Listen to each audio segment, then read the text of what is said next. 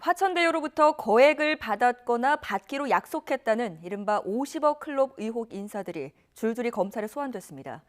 검찰이 대장동 세력의 로비 의혹에 수사 초점을 맞추고 있는 건데 일부 인사의 경우 재소환 가능성도 나오고 있습니다. 취재기자 연결합니다. 손효정 기자. 네, 사회 일부입니다. 네, 검찰이 어제는 곽상도 전 의원과 권순일 전 대법관을 동시에 소환했는데 자정을 넘겨서 조사가 끝났다고요?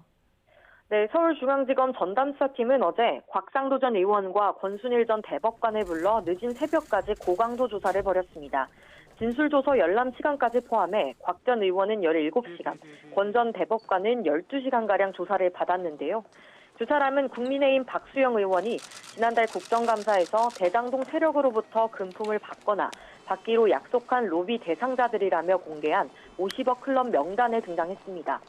곽상도 전 의원은 지난 2015년 대장동 개발 응모를 앞둔 화천대유가 속한 하나은행 컨소시엄이 무산될 위기에 처하자 은행 쪽에 영향력을 행사해 컨소시엄을 유지시켰다는 의혹을 받고 있습니다. 검찰은 화천대유 전 직원인 곽 전 의원 아들이 받은 퇴직금 등 명목의 50억 원이 그 대가라고 보고 50억 원의 성격과 대가성 여부를 집중 추궁한 것으로 전해졌습니다. 어제 오후엔 화천대유 고문으로 재직하며 한 달에 1,500만 원 보수를 받은 권순일 전 대법관이 검찰에 출석했는데요. 권 전 대법관은 이재명 더불어민주당 대선 후보의 공직선거법 위반 사건 대법원 전원합의체 판결에 무죄 의견을 냈고 그 대가로 화천대유 고문에 맡게 됐다는 의혹도 받고 있습니다. 지난해 이 후보의 대법원 선고 전후로 권 전 대법관이 화천대유 대주주 김만배 씨와 사무실에서 여러 차례 만난 사실도 드러났습니다. 네, 연이틀 관련 인사들이 줄줄이 소환되면서 누구까지가 처벌 대상이 될지 관심인데요.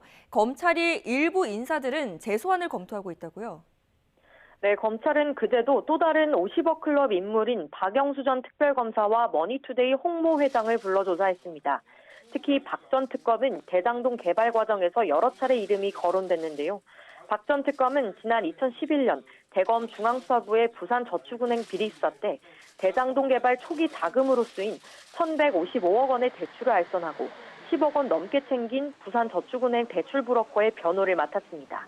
이후 박 전 특검은 화천대유 고문 변호사로 일했고 화천대유 직원이었던 그 딸이 대장동 아파트를 시세보다 싼 값에 특혜 분양받았다는 의혹도 제기됐습니다.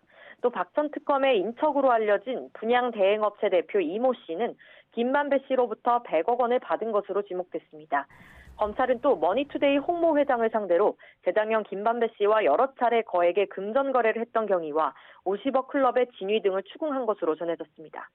이로써 검찰이 50억 클럽 명단의 주요 인물 6명 가운데 4명을 한 차례씩 불러 조사하게 된 건데요. 앞서 김만배 씨와 천화동인 사호 소유주 남욱 변호사를 구속 기소할 당시 이들의 배임 혐의 입증에 주력했던 검찰이 이번에는 대장동 세력의 로비 의혹 규명에 속도를 내는 것으로 보입니다.